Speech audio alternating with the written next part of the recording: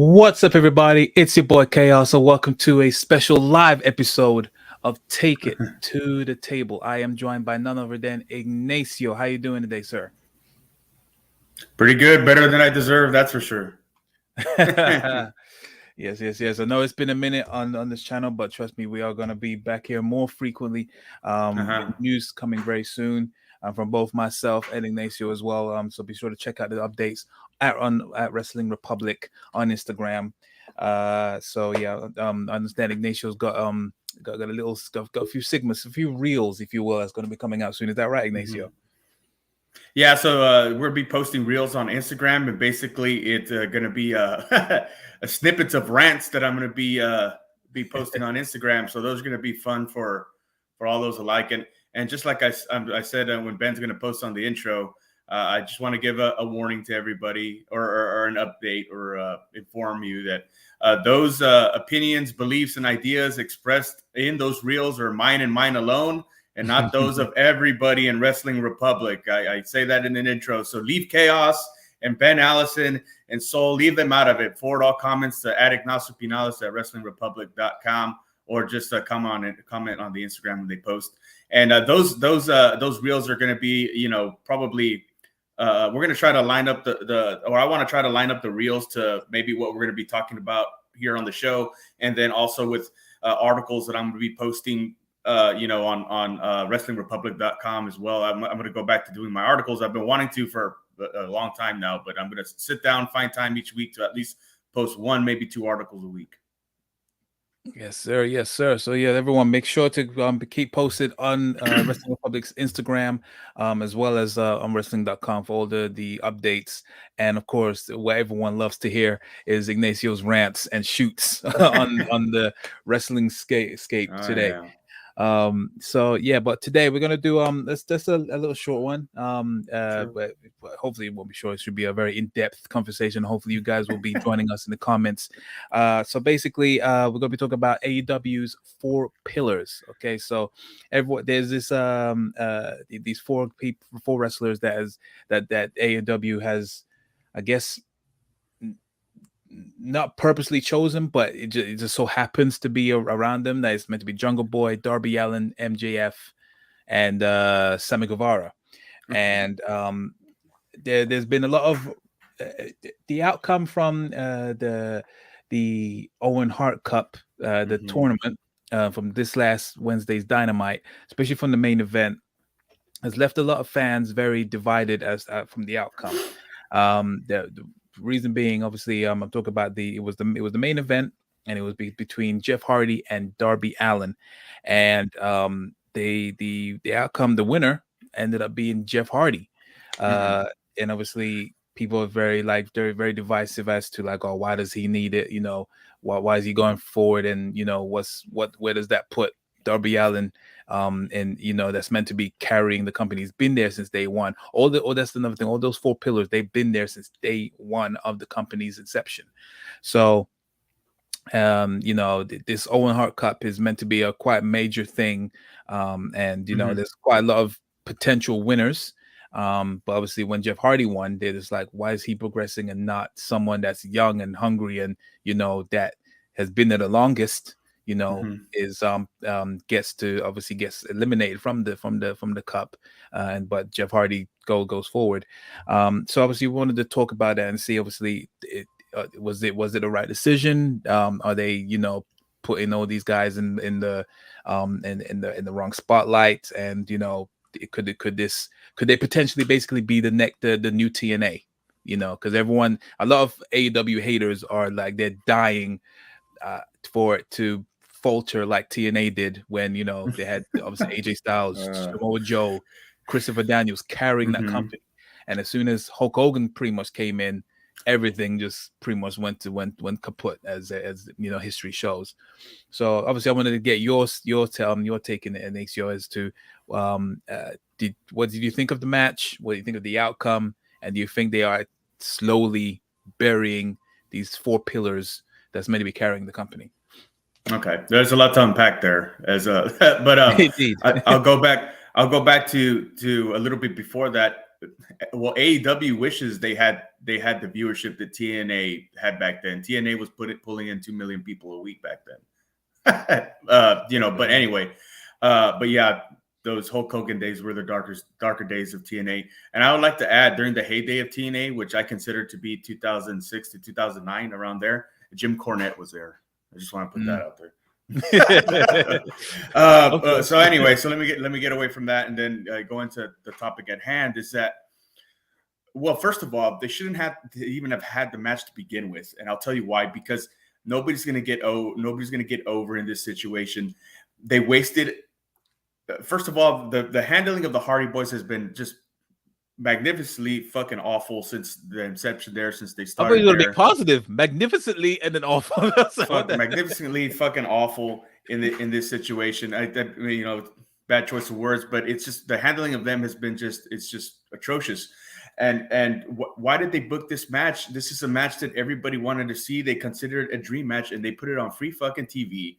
Not only that, they have a garbage outlaw mud show, GCW, garbage championship wrestling style bullshit spot match.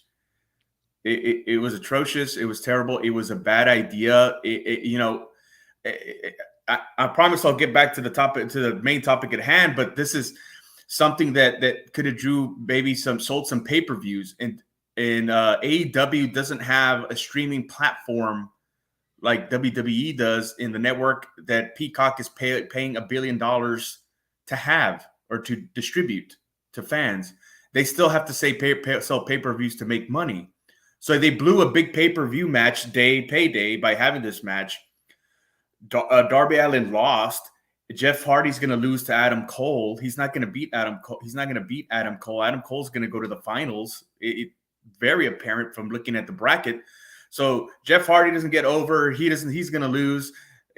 Darby Allen doesn't get over. He just lost. And they just busted their bodies and took years off of not only their careers, probably their lives, for doing these, monkey drop bullshit mud show spots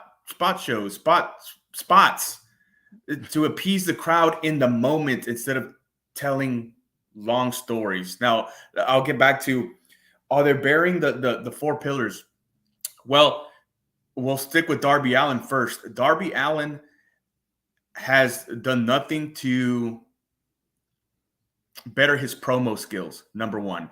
And they put him with Sting, and Sting's wasn't exactly the best promo guy. And I venture to say that he probably did his best promo work when he was in TNA, in Impact. But other than that, he wasn't a promo guy. His mic skills were limited. I mean, he did the Ultimate Warrior, in your face, high energy promos, but there wasn't really there was a lot of intensity into them, but there wasn't really a lot of content or anything captivating, as far as his verbiage. He's done nothing to better his promos. Those little snippets of Darby Allen and the little, vignettes and stuff that they do with them are pretty good. But without great promo skills, you're not going to reach to the top like a Triple H, Austin, Rock, or what have you, like those guys did, because of their promo skills, Mick Foley, so forth, that I mentioned here on the show time to time, because those guys had great promo skills along with what they can do in the ring.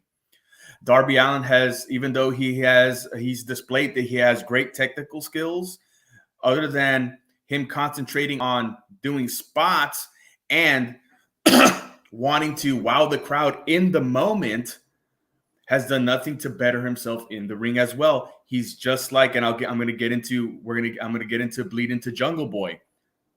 Kind of the same thing, has done nothing different to better his in-ring skills. So same thing for the past, we've seen for the past 3 years, bad promo skills, no improvement in the ring. They try to put Sting with them. Don't know, other than giving Sting a paycheck and some airtime. I don't think Sting's really helping out Darby Allen much, except for elevating him a little bit on TV. Look, Jeff, I believe that what Darby Allen is going to be is what Sting was. Sting was an attraction. Yes, he was in the main event from time to time, and he had a couple of world title runs. his most memorable probably being his first one, because it was a big moment when he beat Ric Flair back at the 1990 Bash. But other than that, I can't tell you a great memorable Sting World Championship run. Sting became the franchise of WCW. He was an attraction, and that's eventually what Darby Allen's going to be, unless he improves his promo skills and betters himself, do something different to reinvent himself in the ring. That's what he's going to be cornered as. Now, if we go to, I'll get into, you want to say something before I get into Jungle Boy? Because I was going to get a little bit into Jungle Boy. No. I mean, I was just basically going to say, like, obviously, I do get where you're coming from, as you know, the Darby Allin is meant to be the. I do agree that I was surprised that they gave us Darby Allin and Jeff Hardy on free TV, because obviously everyone says that Darby Allin is meant to be the quote unquote the spiritual successor to Jeff Hardy, like he's meant to be the next Jeff Hardy, and that could have been a great feud. I would love to see some long-term 3-6 month build between them two, but we got it for free, and I agree, it was a very crazy spot fest. Like, you know, there was there you go, spots that didn't need to be done, especially with Jeff Hardy, considering how old he is, and it's not even, I don't think his craziest spots really even happened in WWE. He did some mad stuff when he was in TNA, and that took a lot of toll on his body, and he's still trying to do these crazy stuff. So it wasn't really a great showing. And I hate to say it.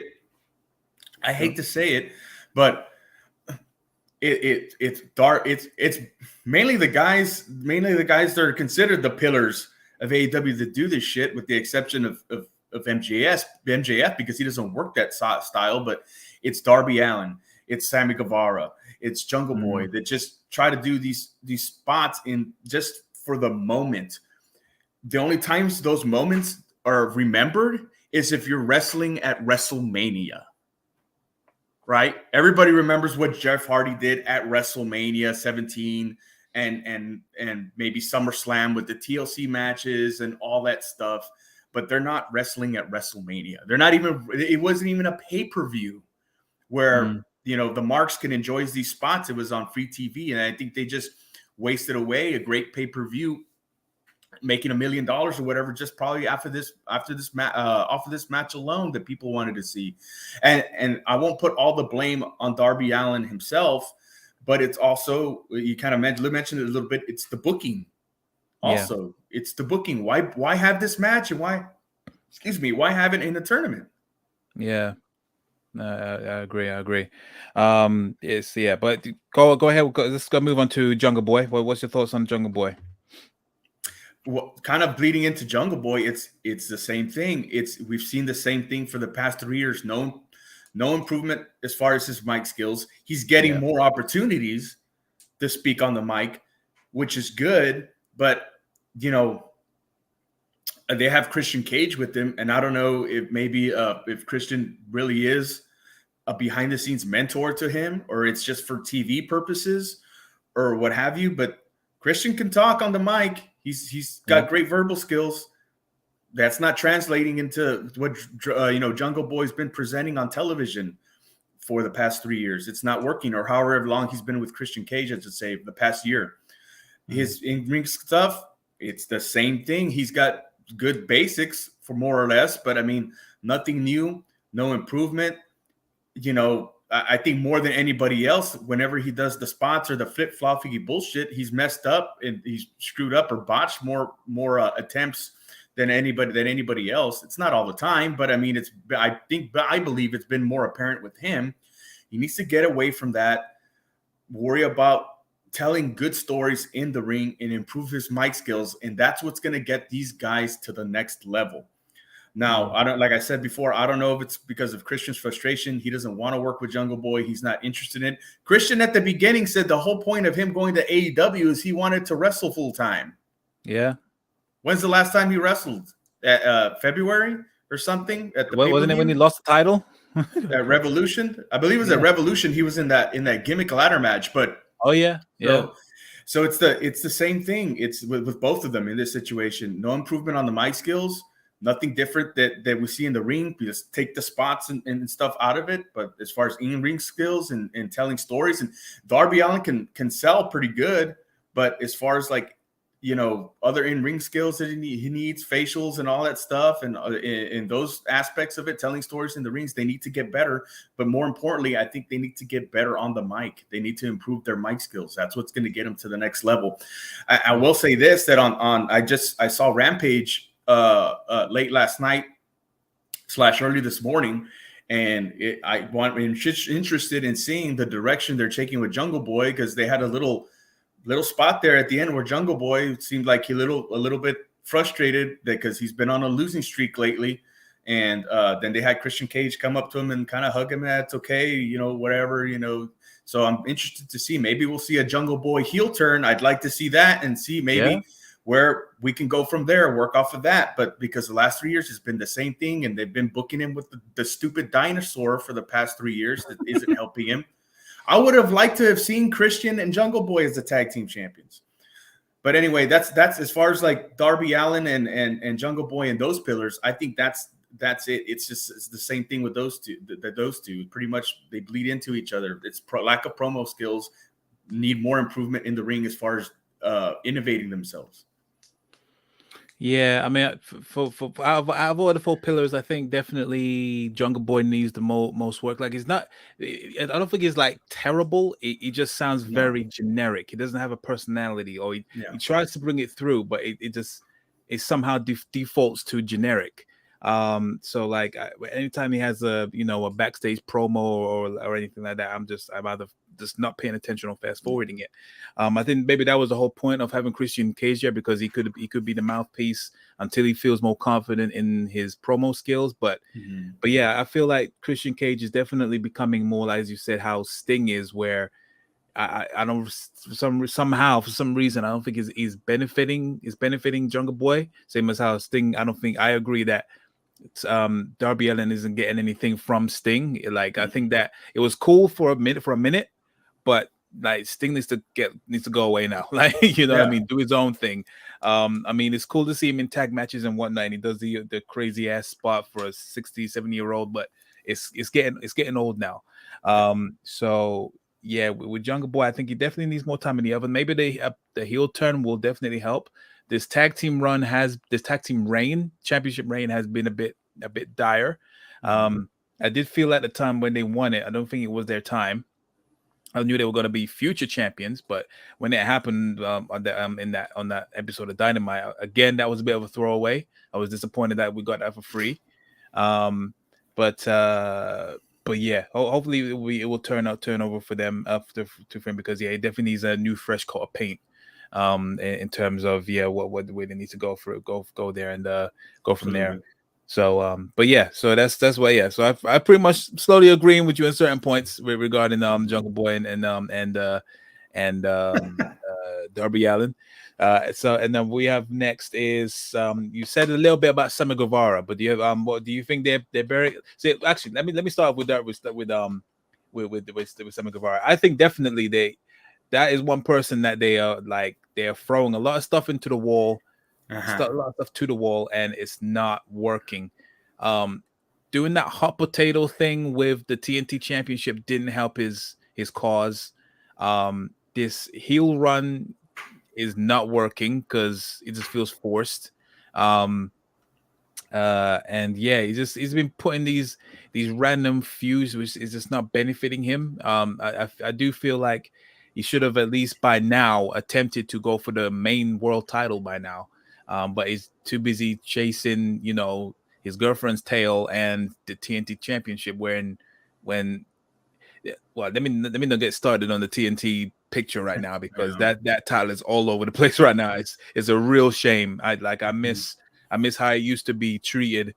And when I think it's lost its identity since Miro was champion, to be honest. But yeah, what's your thoughts on Sammy Guevara? I've been watching, Sammy Guevara when he was wrestling in movie theaters in my hometown of McAllen, Texas, for hot dogs and asking fans to buy him beer and stuff. So definitely his attitude has changed since then, just like anybody else's. But I mean, it's just like it's like with any of these guys, there's a lot of potential, but damn, it's the hot potato with the booking. It's the hot potato with the championship, which you mentioned it doesn't do the championship any favors. Mm-hmm. The back and forth. It doesn't help that putting him with Scorpio Sky, who hadn't had much of a run or TV time in the past year. I mean, he just came out of nowhere, and here I'm back. I would have liked this, and I don't know why. I don't know if it's an injury or he has heat in the back or something. I don't know why they just don't put him up against Ethan Page. Ethan Page can talk better than Scorpio Sky. He's a great talent in the ring. He takes the business seriously when he wants to. His stuff in Impact at the end was a little goofy, but I mean, here's a guy who's got that aura of like a Scott Hall as far as the way he presents himself. Sometimes his promos can be a little bit intense, but that's a great talent that I think they're wasting, and they're putting on the shelf to give Scorpio Sky this run. It just doesn't make sense to me, and it doesn't make sense to me to put him against Sammy Guevara, who they're trying to elevate. Now, there's one thing I will disagree with you here with is that, and here's our first little disagreement here, is that I think Sammy Guevara needed to be a heel. I think the whole thing with Ty Conte is it's a nice touch because he's got the snarky girlfriend who has the great facials and all that stuff. Because, she just look at her. She just looks like a snarky, bitch or whatever. But I mean, it's just like, but it's just like, he's got the hard girlfriend. Everybody's jealous or whatever. He can make that argument or whatever. You guys are jealous of what I have. You're jealous of what we post on Instagram. We take, ravish trips to fucking islands and beaches and shit. Why? Because we're young and rich and all that. His mic skills are getting better out of the other two that we mentioned. I believe that Sammy Guevara's mic skills have improved vastly. Yeah. At least we're seeing some improvement, as far as his mic skills, and that's what's going to get him to the next level. His in-ring stuff, going back to his in-rings, it hasn't changed much either. He's got somewhat solid basics, but it's just spots for spots sake because he wants to wow the crowd. He doesn't want to tell good stories in the ring, and then that combined with the booking, it's somewhat of a disappointment. But like I said, at least his promo skills are getting better. But what they need is to put him in programs against talent that makes sense. Not off talent that comes from out of nowhere like Scorpio Sky. All of a sudden he's with American Top Team and he's with Dan Lambert, because Dan Lambert's a big wrestling fan and collects all these belts, and all of a sudden he wants to be in wrestling, which I'm not totally against, but I think he's gotten old already, as far as his role in the company. So I think with Sammy Guevara, his situation, I don't not dislike his heel run, but I don't like the booking. That's it. But at least he out of I'm not counting MJF because MJF's like another level. Like he's just like, he's going to be a star. He is a star and he's going to be a star. But as far as like the other three, he's shown more improvement out of the three we've mentioned so far. Yeah, I think probably the heel turn does need to grow on me, because I also felt like that wasn't the plan, because obviously with the behind the scenes stuff that happened between obviously him and Ty, for people that didn't know about it, but obviously, they were in separate relationships. They were, due to get engaged or married and whatnot, and then they instantly broke off their relationships with their partners, and then they instantly got together. So they left a lot of bad taste in people's mind, even though it's not anyone's business, it's not our business. But I'm just like, it definitely. I'm pretty sure that changed the course of what the plan was for them, I think. But okay, so you know why I like it, and I don't give a shit. I don't care who's going out with who's fucking who in the backstage of AEW or whatever's going on. Yeah. But look, at least you can say this better than anything else on TV. At least it's organic and it was real. Yeah. Sammy Guevara proposed to his high school sweetheart, I guess, on national television that's broadcast globally. And then 6 months later, he comes out that him and Ty Conte have had this secret relationship, and now they're bringing it forward. And everybody, like you said, it left a bad taste in everybody's mouth. Sammy, we thought we were this good guy, the Spanish God, blah blah blah. now you're just a piece of shit. You know what I mean? Who left your normal girlfriend to take lavish vacations with this model looking girl. It happened organically, and I think that's what I like about it. That they're rubbing it in everybody's face, and it's true. I think that's why I like it. So I like where they're headed as far as his booking and his story as far as that goes. Yeah. But as far as like who they're pairing him against in the ring and the story they're trying to tell there, that doesn't make sense. I think they need to go a different direction as far as who they want him to face. Yeah. No, I agree. I think he'd be a good. He hasn't taken the steps because nobody's there to teach him. As far as being a good chicken shit heel, I think he would be a good chicken shit heel. Cower away, hide or whatever. Hide from the bigger guys. Cower away. Avoid facing. He knows the guys could probably kick his ass, talk shit about them, but then kind of avoid them or run away. I think he'd be a good chicken shit heel. But either he doesn't want to do it because he's afraid it might look bad, or there's nobody there to teach him. Which there are people there, because you have Arn Anderson, you have Jake the Snake Roberts, you have Arn Anderson, Jericho? Jake the Snake Roberts, you have fuck Jericho.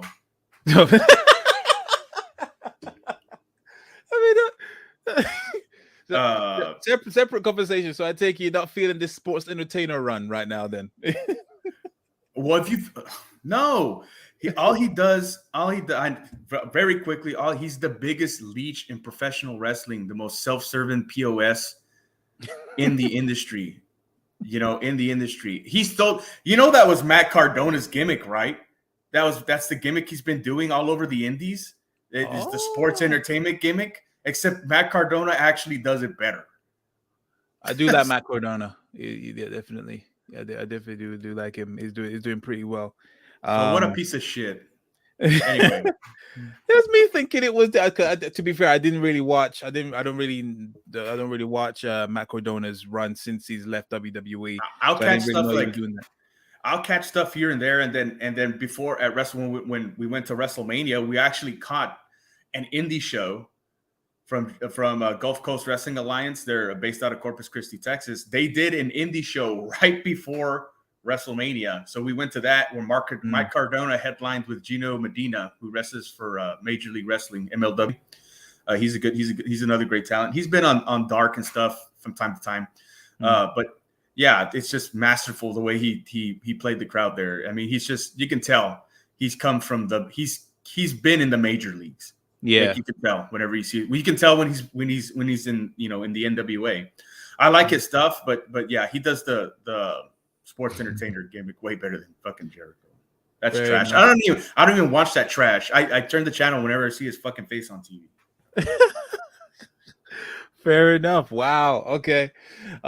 So yeah, that's obviously Lazio's thoughts on Jericho. Yeah, dude, I didn't really know that it was already done before. So because the way they're playing it is like as if it's not revolutionary. I'm sure there's been other people doing it, but yeah, it was just obviously quite different. Obviously taking the piss out of obviously WWE. But if Mike Cardona's done it and he does it better, I thoroughly believe you. So let's go to the comments. Numero Superfly, frequent viewer of the channel. Welcome back, sir. He says, hi, Wrestling Republic. How's it going? Personally, AEW may be burying their 4 pillars, not because of booking, but due to so much talent and lack of TV time. I mean, for example, where is Keith Lee? Keith Lee I think they're setting him up to chase for the tag team titles. I think it's quite blatant. They're definitely going to chance for the tag team titles for now. I do feel I do feel disappointed that they're taking him that route. I kind of wish that he was going for the TNT title or even maybe the world title for just give him what he would not what he's due, because obviously he was NXT champion, but obviously he was heavily misused when he went to the main roster. There's no question about that. But I think he has enough charisma and what to say, like it would definitely pique certain interest in obviously what he can bring promo wise and obviously what he can do ring wise for someone of his stature.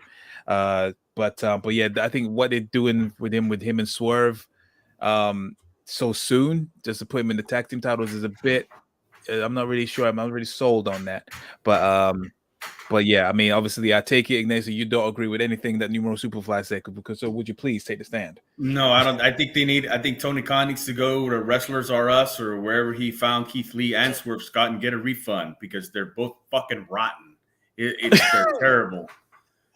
Keith Lee is just right now the biggest probably waste of space in AEW. He gets whose fault is that though? Whose fault is that? What? He gets big. It's his. He gets bigger every week, and it's not in a good way.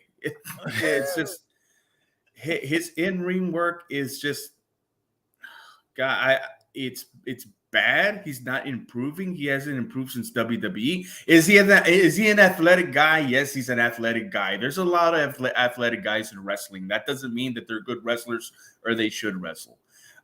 Everybody talks about this charisma. I don't see it. I think his promos are boring and crap. They don't match his personality or what he's supposed to be. But I guess he's too obsessed with trying to show people his vocabulary and how smart he thinks he is or he thinks he can be or whatever. But it's just, I just don't think it doesn't work for him. And he just doesn't, he did an interview, and I'll plug somebody else's podcast here because maybe they'll plug ours one day. Chris Van Vliet, he did an interview with Chris Van Vliet and said, well, Vince McMahon didn't like the way I talk.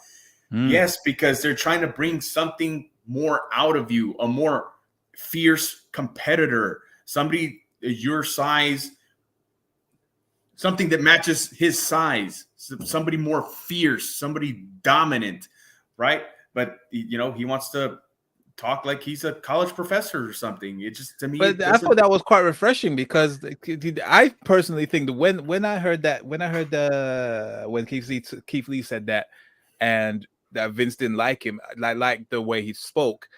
Me knowing how Vince is and what stuff that he said on screen and how he is, I just think that he just didn't like the fact that he talked like he was well spoken. He was totally expecting Keith Lee to talk like a black guy, and I don't think that's why Vince didn't know how to use him, because he's never really been around someone in wrestling that is well spoken as he is. And I thought that would be why not take advantage of that, because we've already gotten a Braun Strowman, we already have Veer, we already have all these powerhouses that just talk about dominance and stuff. We've been through that. Why not take a refreshing route and then take someone that is still intimidating, also athletic, but can talk in a well-spoken way that will just mind fuck your head and just think like, okay, I believe this guy. You know, he's gonna take me. He's gonna beat me down with a thesaurus and take my title away from me. You know what I mean? So I think it's a refreshing fart. That's what I think it is. It's I'll give an example, like a Samoa Joe. Mm-hmm. Something to that effect. I think Samoa Joe is a pretty good an example of what I'm trying to. He's the king of the mics. I love his promo work. 100%. The Samoa Joe's somebody, that's the point I'm trying to get across. Somebody like a Samoa Joe, right? Not like the Veers and all that stuff that just scream into the microphone. Just they're or whatever. They assert dominance and alphaism or what have you, just like a Samoa Joe does on the mic. But, you know, not screaming into the microphone, you know, something that makes, you know, sense and conveys the message that they're going to kick your ass. Right. Mm-hmm.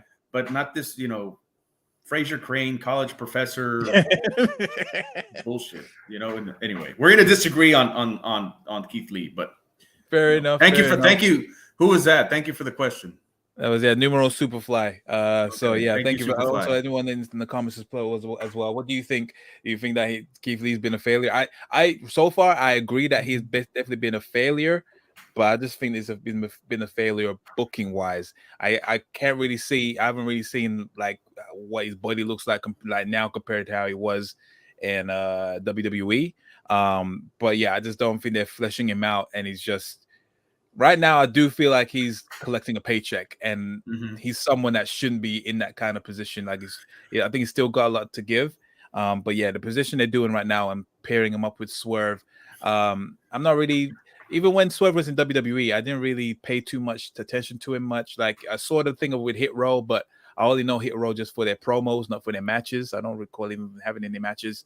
The match that you had in ROH, the Supercard of Honor, I was like, oh, okay, so that's Swerve, but there was nothing special, you know what I mean? So, yeah, him, No Swerve, I think he's a waste of space. Yeah, them too. Yeah. But I'll give somebody that they're doing well with, but Keith Lee, they should be booking Keith Lee like somebody to get ready for like Wardlow. Yeah. Or you know what I mean? Something like that. But somebody that they're actually doing, I wish they would do more with is Powerhouse Hobbs. So he's getting booked well. He can do better, but whenever he talks on the mic, you can see some intensity, some of that little bit Samoa Joe-ness, but it's short, it's sweet, and it's to the point.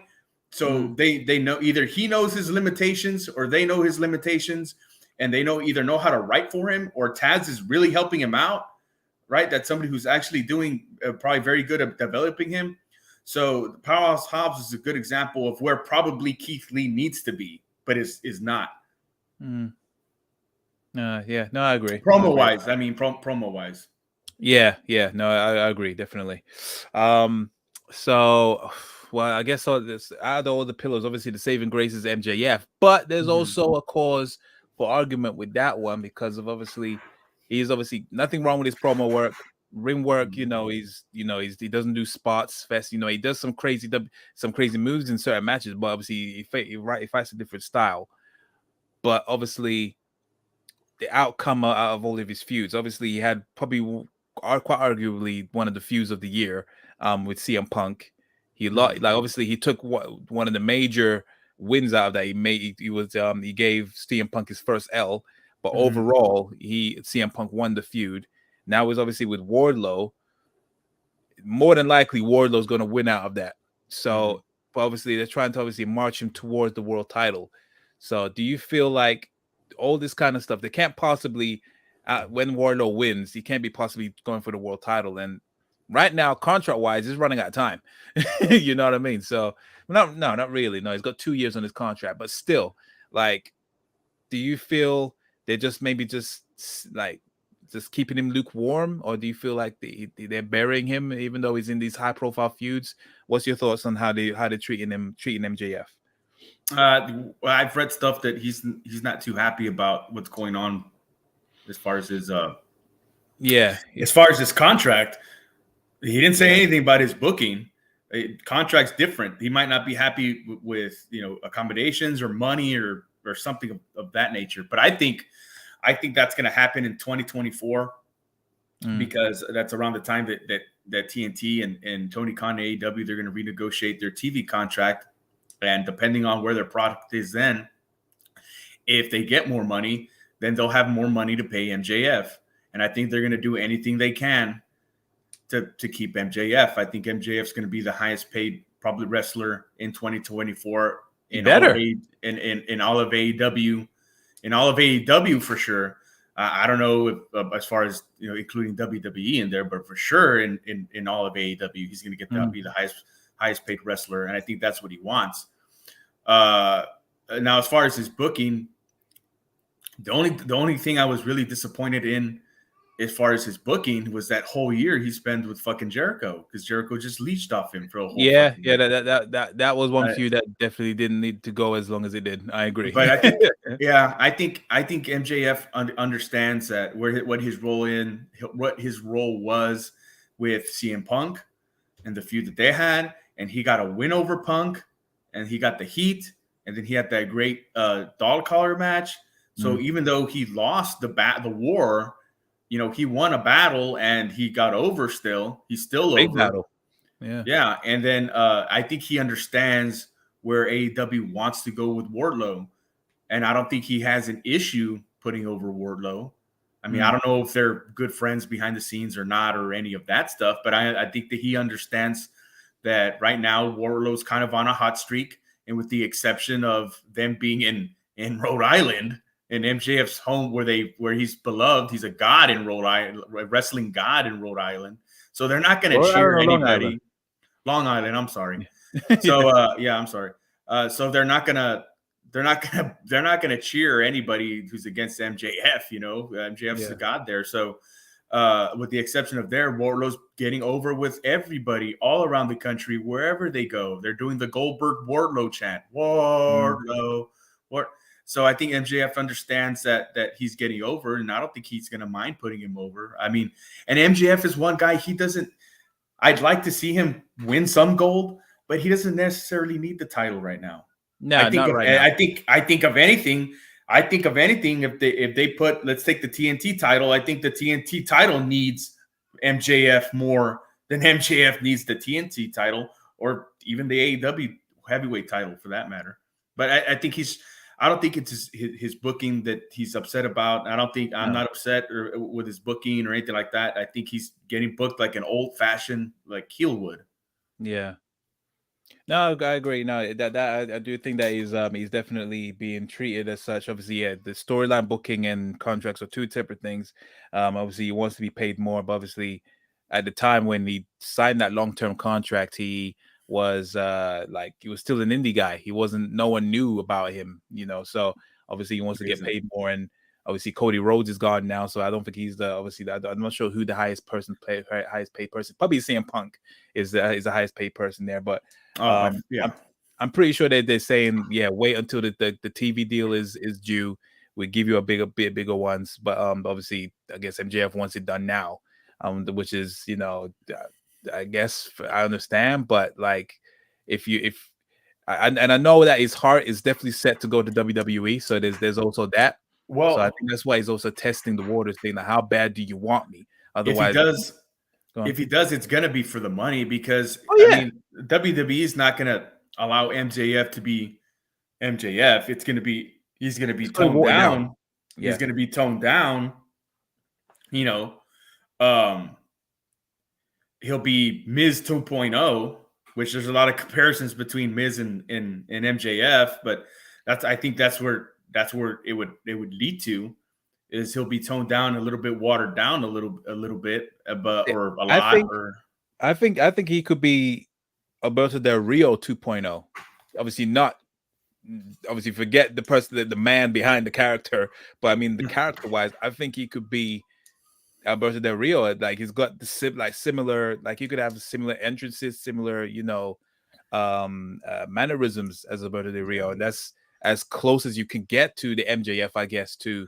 I don't really see the comparison between him and the Miz. Obviously, they're good on the mic and whatnot, but the Miz has got a reality TV show. He's been in movies. He's worked himself from the ground up. MJF is in a different lane, and so I don't really see where the comparisons are exactly. Well, I'm talking about like as far as like, you know, the aristocratness, the you know, I'm rich and in this and that. Yeah, that's Alberto Del Rio.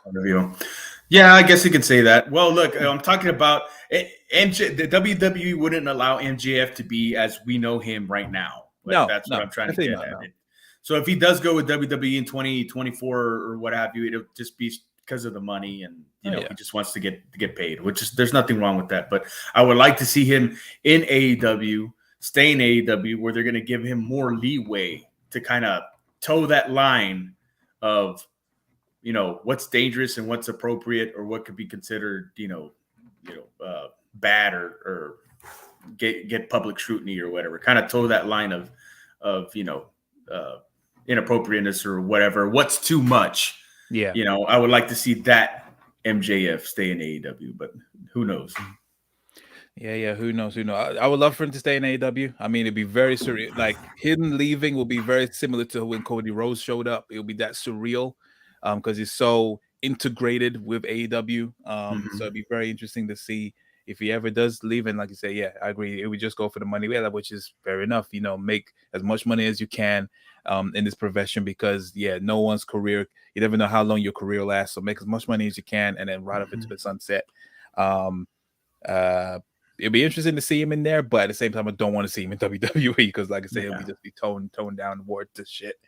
But yeah, let me know what you guys think in the comments as well. Numero Superfly also leaves a comment as well. He says, for MJF, I don't think he's being book bag. However, MJF shouldn't be losing every feud. In my opinion, I think he should win more of his feuds than losing them. I mean, it's a weird one because obviously he's a heel. Now, old fashioned wrestling is that at the end of the feud, the face has to prevail. Mm-hmm. So Yeah. obviously the heel can get obviously is one off wins. In terms of like so far, and then on all the feuds, even though he's lost them, he's got got big W's out of the feuds that he's had. Yeah.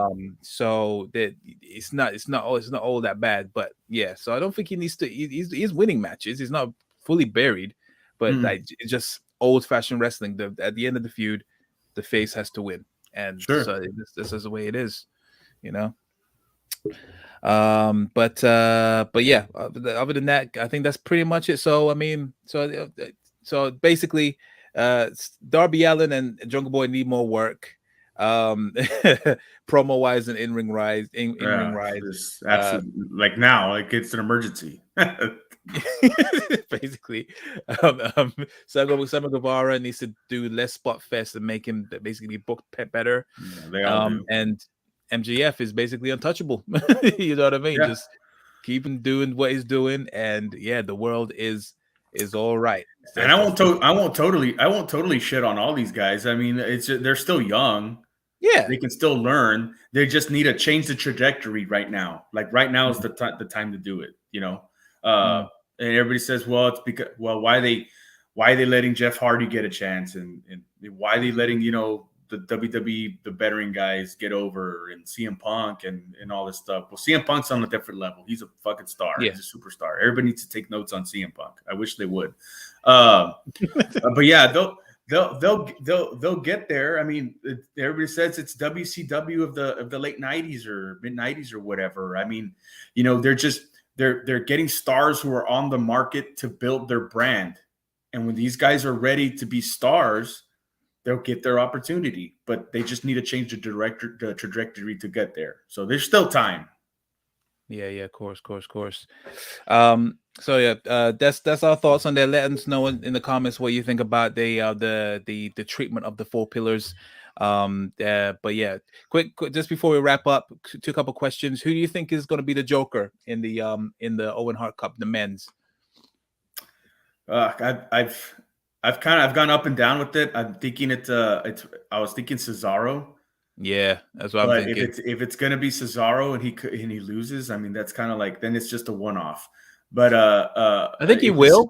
I think he will win. Simply because of shenanigans with Samoa Joe and Lethal and Dutch. I think that's what's gonna happen. Because he's got some dead feud with them. I do not care for it, but yeah. I think that's the way he's gonna win. I was thinking Cesaro, but now I think I'm leaning more towards Flip Gordon. Because he's already with ROH.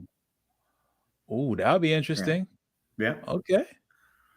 I want to. Yeah, I definitely want to see a Flip Gordon versus Samoa Joe match. That'll be cool. I like him. And then I'm assuming for the women's, it's gonna be damn, I forgot her name. Well, I don't know. I forgot her name in the Indies, but it's Ember Moon. Oh, Athena. That's what I'm thinking as well. Yeah, I'm thinking as well. Especially after an interview with. Go on. I can't think of anybody else other than that would make like a big splash. A big splash other than Tessa Blanchard. Oh God! Stay away from her like the plague. AEW. Yeah, stay away from that. Anyway, I'm gonna be there. I'll mention it right now. If it slipped my mind, I'm gonna be there live next week. So they're gonna be in Houston. So I'm here in Houston. So I'll be there live. Nice. See the crowd reactions. We'll see what goes on. Of course. So yeah, we definitely got to do a show afterwards. Sure. Know about the atmosphere and stuff. Is this your first Dynamite? No, I've been to two in Austin, Texas. One the one they did one in Corpus Christi, Texas, and one in one in Dallas. I've been to 4. Okay. This is gonna be my 5th. Nice. And then of course, Full Gear. Oh yeah, of course. Okay, nice. Okay, yeah, we got to do a follow up on that. And what else was I going to say? What's your prediction for CM Punk versus Hangman Page? Oh, they need to put that title on CM Punk like right now. Like stat. Like they need somebody of his prestige to have that title. It's not because it's just not working out with Hangman Page. I think Tony Khan realizes I mean, that the he's getting a huge experiment's over. reaction. He's getting a huge, like for the last Dynamite, he got a huge pop. So It's here and there, but it's not consistent. And I would venture to say this is WWE talk, but I venture to say that he's not selling the most merchandise right now. I don't think he's the most over guy right now. I think it's just sprinkles of crowd reactions here and there. I think the cowboy shit chant is more over than he is, which is weird. That makes if that makes any sense. But I mean, it's just he just doesn't feel like a champion. I think they rushed it. I don't think it was really his time, even though it was a great moment when he did win. I think he needed more steam behind him. I think when he took time off to be a father and stuff like that, which is, I mentioned this on Meeks' show. Why are these people having children at the peak of their careers when they're making billions of dollars? But anyway, that's something else. But I think that slowed him down. That slowed him down a little bit. And then his personality, I just don't think he doesn't have that connection with the crowd that everybody thought he would. If that makes any sense. I just think maybe the heel turn, maybe if he turns full heel, which he was a heel before, he can do it, which if he turns full heel, like maybe that'll put some steam behind him and he can make it as a heel. But right now as a babyface, like if they want a top babyface to have their championship, they need to put it on CM Punk. He needs to have it now. They need a star to hold that title. Somebody that can eclipse whatever Roman Reigns is doing. Yeah, I think CM Punk is probably going to do something similar to what Daniel Bryan did when he won the title against AJ Styles. I think CM Punk will win, but I think he's going to be a heel for it. He has to be a heel afterwards. Well, yeah, that'll be big too. That'll be freaking huge. And CM Punk can hit it at the park, whether babyface is a heel. That's how much of a star he is. And I love his heel runs. So yeah, if he does something similar to what Bryan Danielson, and then yeah, that'll be pretty cool. So yeah, the Hangman Page has definitely been hit and miss in terms of his reactions and the, match wise. I think that they were pretty cool. Like his match with Lance Archer, and the ones for Cole. But again, those matches were all on free TV. The ones with Danielson were on free TV, which is crazy. Yeah. So it's it's a bit. It would have been interesting to see how many. It would have been interesting to see how many pay-per-view buys they would have gotten with that match. Yeah, but it's just obviously it's not his fault. It's all down to their model, which I kind of like, but it also has its downside. You know what I mean? We'll see how many pay-per-views they sell with CM Punk because 100%. But yeah, on that note, guys, this has been Take It to the Table Live. Thank you again, Ignacio, for joining us on this glorious episode. And but yeah, as always, make sure you like, subscribe, and comment to the channel. It goes a long way. Make sure you follow us at Wrestling Republic on Instagram and on Twitter as well. And also check us out at WrestlingRepublic.com. And also check out my Instagram, which is at official_TITTT. And yeah, I have been your host, Chaos. He has been Ignacio. Until next time, guys. Peace.